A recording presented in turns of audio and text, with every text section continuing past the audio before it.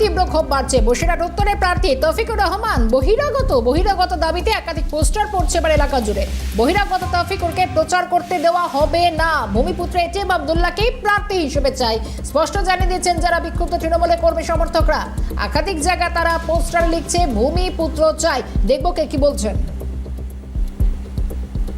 ক্ষোভটা এর আগের বার যে দাঁড়িয়েছিল তাকে তো আমরা দেখাই পাইনি, সে ওরকমই দেখা যেত বিদেশীয় মতন। আমরা চাই আমাদের এখানে কি প্রার্থী নেই ভালো, আমরা সেই প্রার্থীকে চাই। আমরা একে চিনি না জানি না, একে দিয়ে আবার ঠকবো?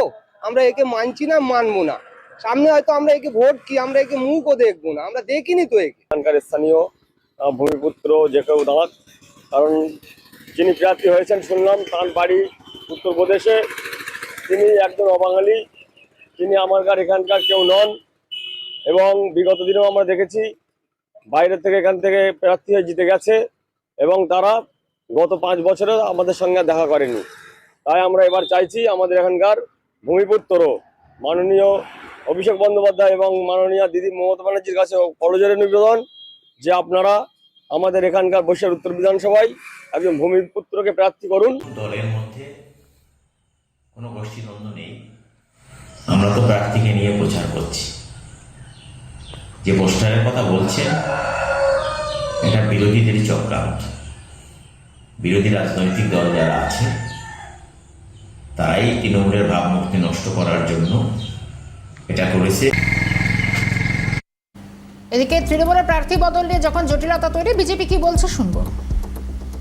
পোস্টার সংস্কৃতি এটা একটা নোংরা বিষয়, যে আমরা মাঝে মাঝেই দেখেছি বিভিন্ন দলে এরকম মেরে আর জনমানুষে করার জন্য এটা করে বিভিন্ন দলের রাজনৈতিক কর্মীরা। আর তৃণমূলের বিষয়ে যে গোষ্ঠীদ্বন্দ্ব আছে সেটা পরিষ্কার ফুটে উঠেছে। আপনারা দেখেছেন এই তৃণমূলের যে প্রার্থী তালিকা প্রকাশ হওয়ার পর তাদের প্রাক্তন বিধায়ক সংবাদ মাধ্যমে ক্ষোভ প্রকাশ করেছেন, আর একজন রানিং বিধায়ক তিনি আর তার দলবল নিয়ে পরবর্তী কি করা যায় তার জন্য মিটিং করেছেন। এইসব খবর মিডিয়াতেই এসছে। সুতরাং এটা পরিষ্কার এটা তৃণমূল